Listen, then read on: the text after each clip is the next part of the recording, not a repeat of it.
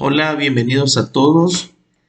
Fíjense que es sumamente interesante, pero a la misma vez alarmante, cómo una sustancia que se encuentra tan disponible entre nosotros, un solo trago de esta puede cambiar la vida de un paciente de forma drástica.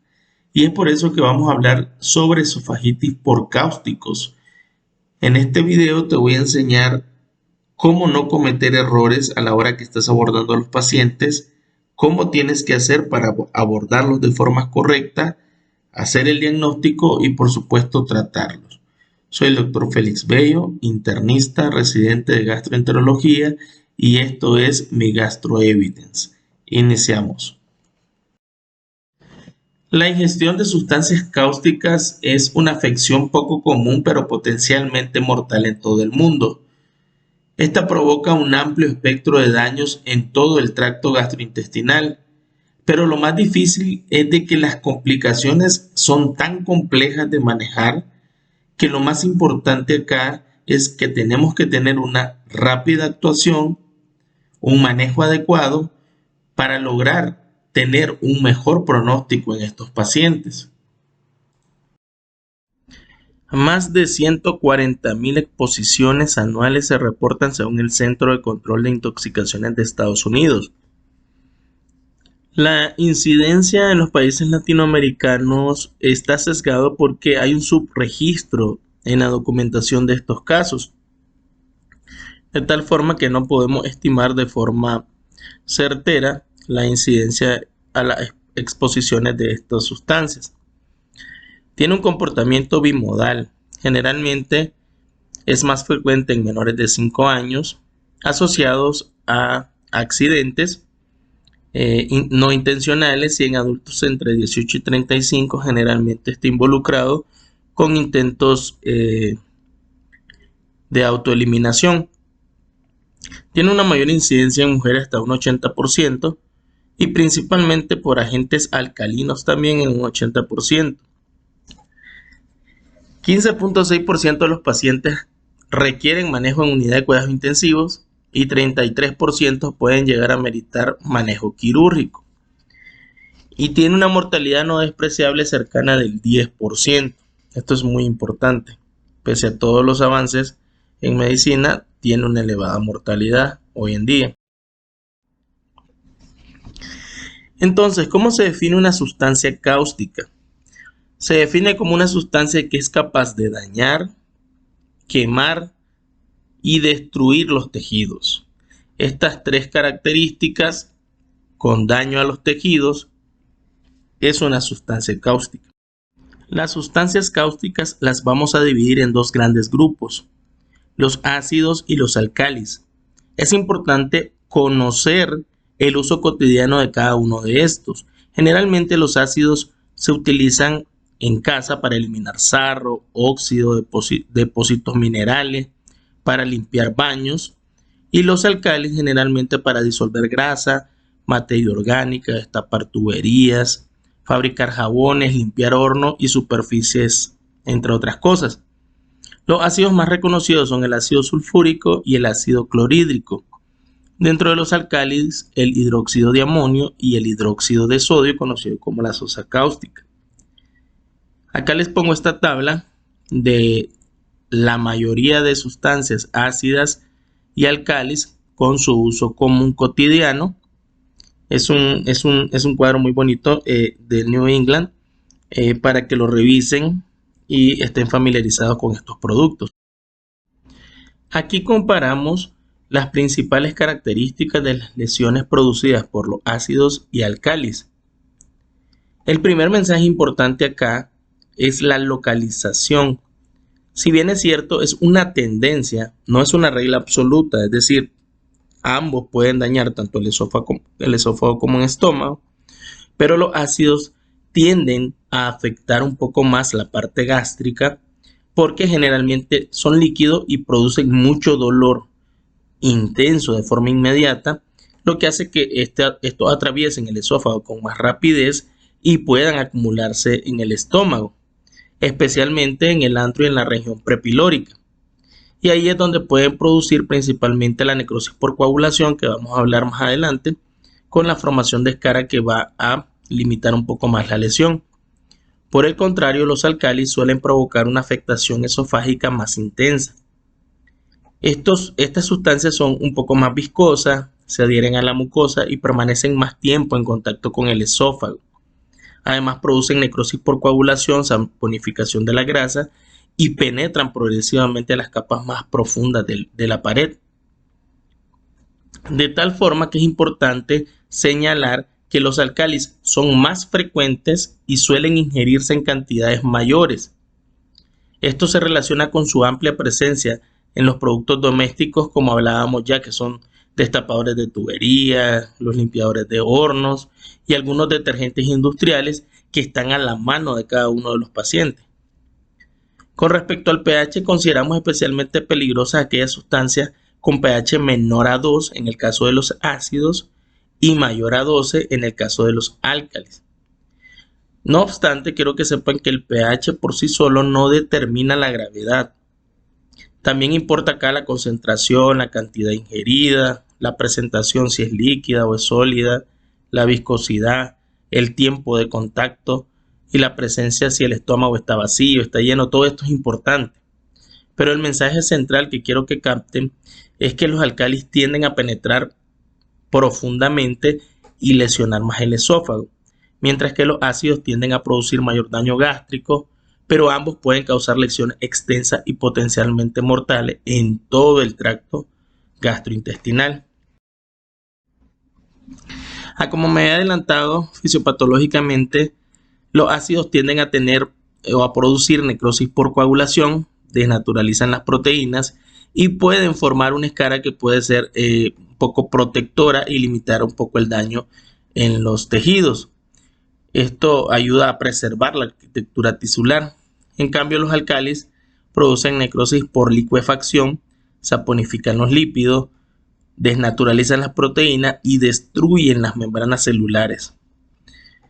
Aparte de esto, tiene un efecto osmótico que aumenta más la lesión. Por tal forma, las lesiones que causan los álcalis son mucho mayores incluso que los ácidos en la mayor parte de los casos. Esta es una de las diapositivas más importantes de la clase y es aquí donde pueden cometerse errores que pueden ser fatales y que pueden comprometer el pronóstico de los pacientes. Entonces, hay 3 fases identificadas en estos tipos de pacientes. En la fase 1, que abarca de los 0 a 3 días, hay una necrosis aguda y trombosis de la microcirculación y es aquí el periodo óptimo de las 0 a las 48 horas de poder hacer una intervención endoscópica. ¿Por qué? Porque luego de la fase 2, que va de los 3 días hasta 12 días e incluso esta puede extenderse hasta los 20 días, aquí hay un desprendimiento de la mucosa, hay invasión bacteriana, formación de tejido de granulación. Aquí la mucosa está muy friable, de tal forma que si en este periodo se indica una endoscopía, la probabilidad de perforación esofágica es alta. Por tal motivo, hay que abstenerse a realizar endoscopía en este periodo. Y la tercera fase, que es la curativa, ya generalmente inicia a partir de la tercera semana. Puede durar de 1 a 6 meses, eso es muy variable, para lograr una cicatrización completa de la lesión. Y esta es importante porque aquí empieza el periodo de revisión de aquellos pacientes que puedan tener estenosis y puedan iniciar un tratamiento endoscópico de dilatación si es necesario. Ahora, cuando el paciente ingiere este tipo de sustancias y nos llega a la unidad de urgencias, las manifestaciones clínicas pueden aparecer desde los primeros minutos. Eso depende de la sustancia, de la concentración de esta, de la cantidad que se ingiera y el tiempo de contacto que haya pasado. Entonces, en primer lugar, encontramos aquellos síntomas locales, que es el dolor inmediato en la orofaringe, las quemaduras orales. Es importante acá y fundamental que encontrar quemaduras orales es un hallazgo importante objetivo que nos hace pensar de que si el paciente ingirió una sustancia cáustica. Sin embargo, el no tener lesiones o quemaduras en la cavidad oral tampoco nos descarta que el paciente pueda tener una lesión importante en esófago o el estómago. Es decir, las quemaduras o las lesiones en cavidad oral no son directamente proporcional a lo que podamos encontrar en esófago y estómago. La cialorrea aparece cuando el paciente tiene dificultad para manejar sus secreciones y puede indicar una lesión en la orofaringe o el esófago significativamente. Esto es importante porque en aquellos pacientes que tienen mucha dificultad para manejar estas secreciones, hay que ir pensando en evaluar bien la vía aérea para ver si tiene o no necesidad de un manejo avanzado de la vía aérea. La odinofagia corresponde pues a la exposición directa sobre la orofaringe. Esto causa mucho dolor a la hora incluso de tragar la misma saliva. Estos síntomas pues sugieren afectación del tracto digestivo superior, pero no determinan siempre por sí solos el grado de lesión. Eso es importante, que quiero que se les quede. El dolor abdominal, especialmente cuando es intenso o progresivo o se acompaña de signos de irritación peritoneal, siempre debe de alertarnos sobre una posible lesión gástrica o lesión esofágica que pueda cursar con necrosis o una perforación. El sistema respiratorio. Este grupo que tenga afectación del sistema respiratorio, debemos buscar de forma objetiva presencia de difonía, ronquera, tos, estridor. Todos estos signos tempranos nos van a hacer pensar de que el paciente probablemente vaya a cursar en los próximos minutos a horas con insuficiencia respiratoria y con necesidad de intubación endotraqueal. Esto es importante para hacerlo de forma adecuada. Y finalmente, aquellos pacientes que tienen hipotensión, acidosis metabólica, sangrado, perforación esofágica desde el momento de entrada, pues son pacientes con muy alta mortalidad. Aquí podemos ver esta imagen donde la paciente presenta quemaduras de la cavidad oral o incluso casos muy graves como ya necrosis del tracto gastrointestinal, incluida con perforación secundaria a la necrosis extensa. El abordaje inicial incluye el ABC, que se debe aplicar a todo paciente en urgencia, determinar el agente causal, evitar hacer más daño, estratificar el daño y tratar las complicaciones agudas. Y bien, en esto pues no me voy a demorar mucho. Ya saben, el ABC, vía aérea, respiración, el uso de supresores de forma temprana si es necesario en este tipo de pacientes. Importante durante esta evaluación evaluar cambios de la voz, incapacidad para manejar secreciones y estridor, que nos van a dar la pauta de que el paciente pueda necesitar un manejo avanzado de la vía aérea de forma precoz. Una vez que tenemos al paciente compensado, es necesario indagar la mayor cantidad posible del evento de la ingesta del cáustico. Un error muy frecuente es pensar que basta solo con identificar si es un ácido o es un álcalis. Porque, por ejemplo, pueden haber dos personas que hayan ingerido el mismo componente y tener lesiones completamente distintas. Y eso pasa por lo siguiente que le voy a explicar. Lo primero es tratar de determinar el agente causal. Aquí es importante y podemos ayudarnos, ya sea del paciente si está consciente, del familiar o alguien que haya estado presente en el evento de la ingesta del cáusticos. Generalmente a veces el paciente o trae ya lo que ingirió, o a veces tiene foto y eso. Sí, el punto hay que tratar de identificar el nombre comercial, los componentes del producto, el pH, la concentración y la presentación del producto es importante porque no es lo mismo ingerir, por ejemplo, un limpiador doméstico que generalmente está diluido a un desengrasante industrial que es altamente concentrado. Entonces, todas esas cosas son importantes. Un segundo punto a evaluar es el riesgo toxicológico. Aquí vamos a evaluar la intención. Generalmente existen dos tipos. Uno, aquellos que van a hacerlo de forma intencionada, por un intento muchas veces de autoeliminación, o bien por accidente. Las personas que lo hacen de forma premeditada generalmente ingieren cantidades más grandes o mayores de cáusticos, no así del grupo que de forma accidental. Hay reportadas en la literatura cantidades mayores de 50 ml de estos pueden ser letales. Aquí también se tiene que evaluar la concentración, la dosis, el tiempo de exposición. En cuanto a la descontaminación, los procedimientos de descontaminación es importante. ¿Por qué? Porque hay varias conductas que debemos evitar. Los pacientes cuando tienen una ingesta de cáusticos, una de las cosas que hacen cuando están en casa es tratar de inducir al vómito. Hay que preguntar sobre esto porque esto es una de las cosas que no se debe hacer. Aquellos pacientes que se inducen al vómito, el cáustico vuelve a pasar por el esófago y vuelve a causar daño. Entonces los pacientes tienden a tener lesiones mayores. No se debe intentar neutralizar un ácido con un álcali. Generalmente los pacientes hacen eso. Si ingieren un ácido, tratan de compensarlo con un álcali o viceversa. El carbón activado aquí pues no suele tener mucha ayuda, más bien puede dificultar la visualización de la mucosa a la hora de la endoscopía. Entonces pues hay que tratar de abstenerse de esto y tampoco pues deben de colocarse sondas nasogástricas a ciegas en un paciente que se sospecha una lesión grave. Más bien podemos predisponer a una perforación. Aquí hay que hacer los exámenes complementarios que incluyen la química sanguínea, la biometría, gasometría, radiografía de tórax y abdomen. Mucha importancia la radiografía de tórax y abdomen, puesto que esta nos permite detectar de forma temprana neumomediastino, neumoperitoneo, ya el derrame pleural, el aire subdiafragmático, todas las cosas que pueden hacernos sospechar sobre complicaciones asociadas a perforación principalmente y que nos den la pauta para complementar con una tomografía si fuese necesario.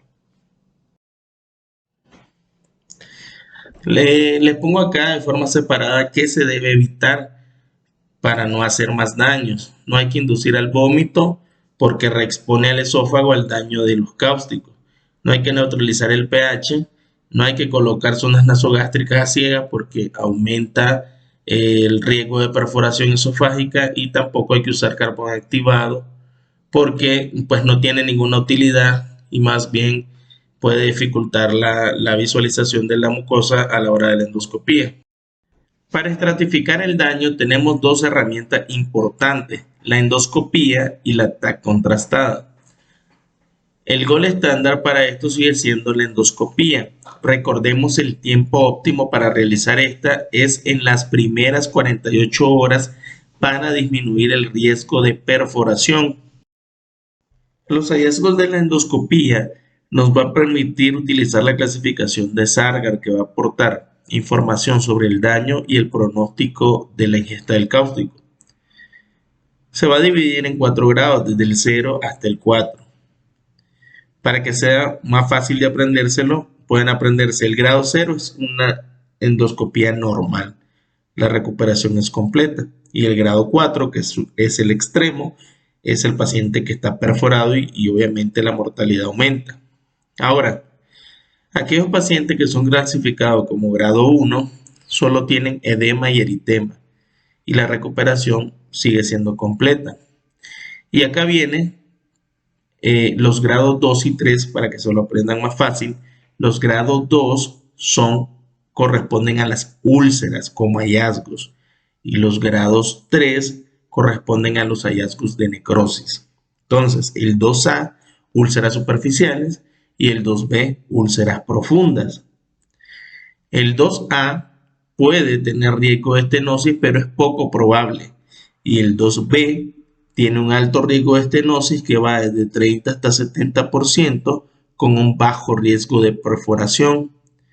El 3A, que son áreas pequeñas de necrosis, y el 3B, que son áreas extensas de necrosis. El 3A tiene un alto riesgo de estenosis de hasta el 90%, con más riesgo de perforación que el 2B. Y el 3B tiene un alto riesgo de perforación y estenosis del 90%, y el grado 4 que hablamos que es perforación. En recuadro, a partir del 2B al 4 son los que tienen mayor complicaciones tardías y es a los que hay que prestar mucho más atención. Una representación gráfica de la clasificación de Sargar. Aquí tenemos hallazgos endoscópicos, el grado 1. Solo tiene edema y eritema, como pueden ver la mucosa del esófago. El grado 2A, pueden verse algunas úlceras salteadas, circunscritas superficiales. El grado 2B, ya úlceras más profundas, longitudinales. El grado 3A, que son áreas de necrosis localizadas, superficiales, como están señalando en la flecha. Y el grado 3B, que son áreas de necrosis extensas en todo el esófago. La TAC contrastada es importante porque también nos permite tener hallazgos que también lo podemos contrastar con la clasificación de Sargar. La TAC nos permite clasificar en 3 grados. El grado 1 es aquel que tiene apariencia normal, generalmente se va a contrastar con un Sargar 0 a 2A. El grado 2 es hallazgos de edema de pared y tejido blando con aumento del realce de la pared, y generalmente se correlaciona con Sargar 2B, 3A. Y el grado 3, que son aquellos que presentan necrosis transmural con ausencia de realce de la pared, se relaciona con un Sargar 3B. Aquí podemos ver imágenes de tomografía. En el grado 1 básicamente tiene una apariencia normal el esófago. Podemos ver también en la figura de abajo que la representación del estómago también normal. En el grado 2 se observa eritema y edema. En la flecha de arriba es el esófago el que está señalado y hay un realce de la pared. Abajo también pueden ver como hay un realce de la pared del estómago. Y en el grado 3 vemos donde ya hay incluso presencia de necrosis, y lo que más importa acá también es que ya por esa área desvitalizada pues no hay realce de la zona de lesión, tanto en el esófago, en el caso del ejemplo en el estómago igual, pues no se mira realce del estómago. Y como les decía, la endoscopia sigue siendo el gol estándar para la evaluación de los pacientes, pero miren en este estudio cómo la tomografía computarizada de emergencia para la predicción de la formación de estenosis en este tipo de pacientes. En este estudio ellos comparaban la tomografía sola, la endoscopía sola y el uso combinado de tomografía y endoscopía. Como podemos ver en estas curvas, las curvas negras representan la endoscopía sola, la roja la tomografía y la amarilla la combinación de ambas. Y a simple vista, como ustedes pueden ver, recuerden que entre más se acerca las curvas hacia la izquierda, pues es mejor el rendimiento de estas pruebas. Y aquí podemos ver cómo la TAC superó a la endoscopía en la predicción de formación de estenosis esofágica con una P significativa de 0.047, y la clasificación combinada de TAC con endoscopía superó la endoscopía sola también, como es de verse en la figura, pero no a la TAC sola, como también podemos ver como la línea roja con la línea azul se entrecruzan en la predicción de la formación de estenosis esofágica. De tal forma que en este estudio la tomografía sola mostró un área bajo la curva de 0.85, que pues es un buen número para esto. En cuanto al tratamiento, a lo largo del tiempo se ha tratado de establecer diferentes conductas terapéuticas para este tipo de pacientes. Sin embargo, la evidencia es muy pobre. De hecho, los pocos fármacos que se pueden utilizar para este tipo de padecimientos son con muestras de estudios muy pequeñas, son muy limitados, pero vamos a tratar de hablar un poco el día de hoy de inhibidores de bomba de protones, antiácidos, corticoides, antibióticos, el uso de mitomicina C y otros que también pues, han demostrado ser de ayuda. La revista Esófago para el año 2012 publicó este estudio que fue terapia con omeprazol intravenoso en pacientes con esofeitis por cáusticos. Ellos evaluaron a los pacientes tanto a la admisión con endoscopía, como podemos ver acá en la gráfica a la izquierda, la endoscopía, el grado de Sargar que dieron en la admisión fue de 2A aproximadamente el rango, y posterior al tratamiento con omeprazol intravenoso, ese Sargar 2A bajó hasta entre 0 y 1. de tal forma que se observó una diferencia significativa en la cicatrización endoscópica entre el antes y el después de la infusión con omeprazol con una P significativa de 0.004 y no se observó mortalidad hospitalaria durante el seguimiento. ¿Cuál es lo malo de todo esto? Pues son un estudio de serie de casos de 13 pacientes, de tal forma que no tiene un peso estadístico grande, pero pues se mira una tendencia hacia mejoría con los pacientes que se utilizan omeprazol en este caso. Este es otro estudio que evaluaban de forma prospectiva un ensayo controlado utilizado del uso de omeprazol para la prevención de las estenosis esofágicas en aquellos pacientes clasificados con Sargard 2B y 3A en pacientes con ingesta por cáusticos. Aquí podemos ver en esta tabla una N pequeña, como lo mencioné, de 10 pacientes, donde pueden observar acá las características de los pacientes y principalmente el riesgo de estenosis que tenían estos pacientes. A la izquierda tienen el tratamiento estándar que mostraba 7 pacientes con estenosis y 2 pacientes en el grupo que recibió omeprazol para una P significativa de 0.024. Y aquí también podemos ver el seguimiento en cuanto a los días, pues hay también una ligera inclinación a que los pacientes que recibían omeprazol tenían un poco menos de estancia hospitalaria.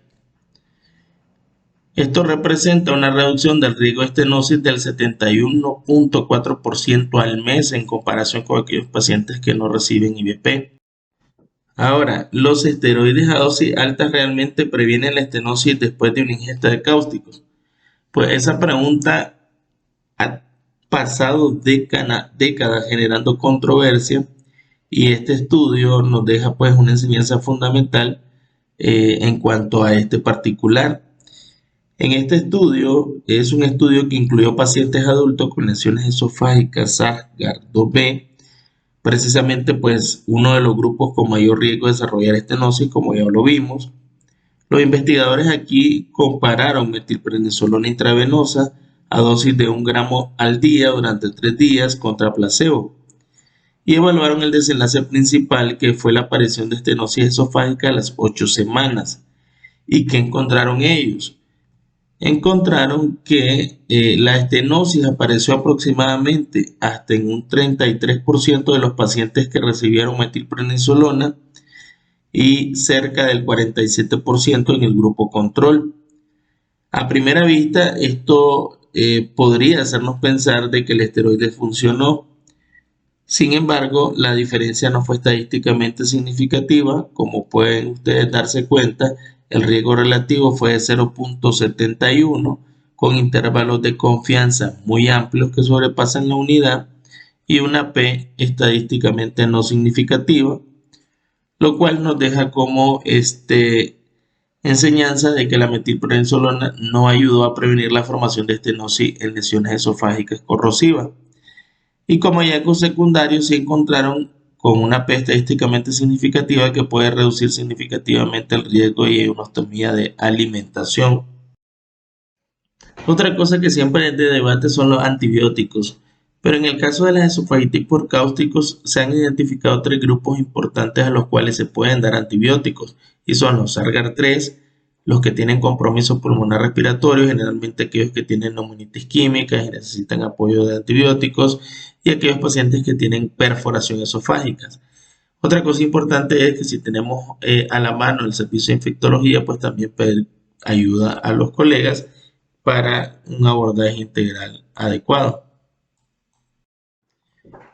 ¿Cuándo iniciar la alimentación? Esta es una pregunta muy clásica. ¿Cuánto tiempo voy a tener a mi paciente en ayuno? Pues es un poco difícil porque no es tan cuadrado así en el tiempo, que decir 24, 48, 72 horas. Sin embargo, una forma práctica para ubicarnos y para poder manejar este tipo de paciente es, por ejemplo, un paciente que tiene un Sargard 1 a 2A puede iniciar de forma segura alimentación a las 24 o 48 horas. El problema es cuando avanza de la clasificación de Sargar, por ejemplo, en los Sargar 2B, 3A, son pacientes que recordemos que el 3A ya tiene necrosis, si bien es cierto es localizada, pues da un poco de temor. Ya este tipo de pacientes ya deben de tener sí, su tomografía realizada, en el cual nosotros nos permite evaluar con mucha mayor precisión el riesgo de perforación que puedan tener este tipo de pacientes. Y no es tan así como que puede iniciar 48 72 horas, puede iniciar después de las 72 horas, si es posible.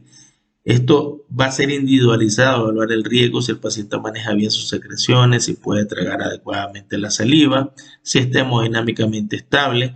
Todo eso va a repercutir en este tipo de pacientes, pero al menos después de las 48 horas ya podemos ir pensando en este paciente si puede iniciar o no la alimentación, tomando en cuenta la tomografía, la clínica principalmente. En el Sargar 3B la cosa se pone un poquito más difícil. ¿Por qué? Porque estos pacientes recordemos que ya tienen una necrosis extensa. Aquí lo principal que tienen que hacer es descartar si el paciente necesita o no cirugía, que muchos de estos pacientes sí requieren cirugía. De tal forma que aquí juega un papel importante el equipo multidisciplinario de radiología, cirugía, gastroenterología para decidir si el paciente tiene que ser llevado a quirófano. Y si no es así, se puede retrasar, pues se ven las opciones en el cual podemos ofrecer ya sea una nutrición parenteral parcial por un corto tiempo o total por un corto tiempo. Eso va a depender en las decisiones que se tomen en conjunto con todos los equipos involucrados. Las complicaciones tardías incluyen tanto hemorragia, fístula aortoesofágica, estenosis, las fístulas esofagobronquiales, neumonías y malignidad, que es el carcinoma epidermoide a largo plazo. En cuanto a las complicaciones, la estenosis esofágica representa el 70% de los pacientes con Sargar 2B y más del 90% con Sargar 3. El desarrollo máximo de estenosis generalmente comienza en la 8ª semana después de la ingestión del cáustico y se han informado casos que ocurren incluso tempranamente a las 3 semanas. El tratamiento para las estenosis esofágica puede dividirse en dos brazos, terapia endoscópica y terapia quirúrgica. De primera elección siempre tenemos que elegir la terapia endoscópica, ya que es menos invasiva. En la terapia endoscópica podemos tener dos tipos de técnicas principalmente que se llevan a cabo las dilataciones, ya sea por buggies o por dilatadores tipo balón. Las dilataciones de las estenosis con estos tipos buggies, que es el Savart-Guiller, el principalmente utilizado, siempre con el fin de impactar una mayor tasa de éxito y menos sesiones de dilataciones, se va a recomendar que las dilataciones se inicien de forma temprana a partir de la 3ª semana posterior a la ingesta del cáustico. ¿Cuál es el objetivo del diámetro luminal que se debe alcanzar? Tiene que ser mayor a 14. ¿Por qué? Porque este es el diámetro luminal que permite al menos disminuir un poco los síntomas de disfagia. Se debe escoger el tipo y el tamaño apropiado del dilatador, respetando la regla de los 3, que es nunca dilatar con más de 3 dilatadores de forma progresiva para evitar el riesgo de perforación esofágica, y siempre realizarlo con una periodicidad de 3 a 4 semanas. Y en aquellos casos que son refractarios, que se define como la incapacidad para lograr la dilatación de más de 14 milímetros después de 4 o 5 sesiones, o mantener la dilatación de más de 14 milímetros después de 4 semanas, tratar de implementar combinaciones de tratamiento. Los dilatadores de balón, al utilizar dilatadores con balón es importante siempre tener en cuenta la fuerza de dilatación lo menor que se pueda o de forma correcta subir la presión de este, evitando siempre el riesgo de perforación. Puede ser necesario repetir esta operación y avanzar lentamente para lograr una dilatación eficaz y segura. Y el intervalo también en este tipo de dilataciones son cada 3 a 4 semanas. Aquí podemos ver en este estudio que trato de evaluar el riesgo de perforación que tienen los pacientes cuando se someten a dilataciones endoscópicas con los diferentes tipos de técnicas. Se revisó aproximadamente la literatura desde su inicio, lo que encontraron de fuentes en cuanto a este tipo de terapias, hasta el 24 de abril del año 2021, se incluyeron estudios en adultos que reportaron tasas de perforación tras la dilatación endoscópica.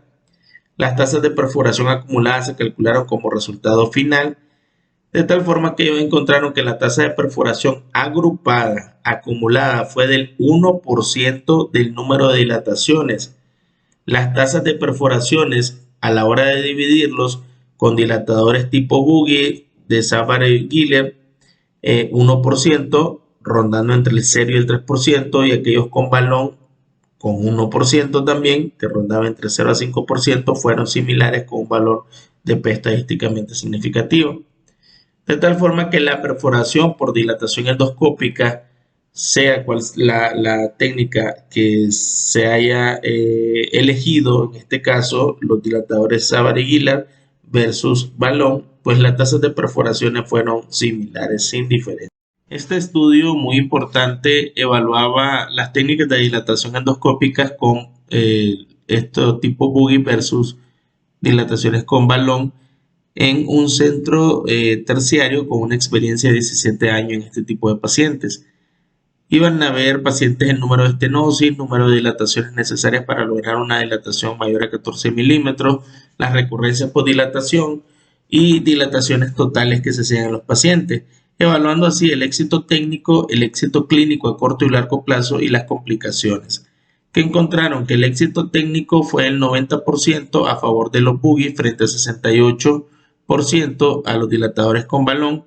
El éxito clínico también favoreció a corto plazo a los tipo Buggy con 65.6% frente a 46.3%, y el éxito clínico a largo plazo también favoreció a los dilatadores tipo Buggy con 86.9% frente a 64%, y todo esto con efectos adversos similares, de tal forma que el uso de dilatadores de bujía se asocia con un mejor éxito clínico en pacientes en comparación con los dilatadores de balón, con tasas de efectos adversos similares. La literatura actual se inclina un poco a favor sobre los dilatadores de tipo bujía. Sin embargo, hay que tener siempre un poco de cuidado. Toda esta información de estos estudios son de carácter retrospectivo, y aquí siempre entra mucho en juego la experiencia que tenga el endoscopista, porque pues tiene que evaluar toda la anatomía de la estenosis y principalmente individualizar cada caso. En este estudio publicado en la Revista Mexicana de Gastroenterología, evaluaban la mitomicina C contra triancinolona intralencional en el manejo de las estenosis esofágicas. Incluyó una cohorte de 16 pacientes tratados con mitomicina C, que se comparó con una cohorte retrospectiva de 34 pacientes tratados con triancinolona. La mediana de dilataciones de los pacientes en los que se utilizó triancinolona intralesional fue de 11, mientras que los manejados con mitomicina C tópica fue de 4.5. De tal forma que la mitomicina C tópica redujo considerablemente el número de dilataciones esofágicas en comparación con el uso de triancinolona intralesional para aliviar la disfagia en estos pacientes.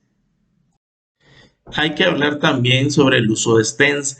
Aproximadamente el 10% de los pacientes no logran una mejoría clínica y permanecen refractarios a las dilataciones repetidas. En estos pacientes, una buena opción es la inserción de un stent. Recientemente se encuentran disponibles 3 tipos de stents: los stents metálicos autoexpandibles, los plásticos y los biodegradables. Estas son opciones que tenemos que tener en cuenta también para evaluar estos pacientes. Obviamente esto es un poquito un manejo avanzado ya para gastroenterología, endoscopía, pero pues es importante también que lo tengan en cuenta. ¿Cuál es el papel del manejo quirúrgico?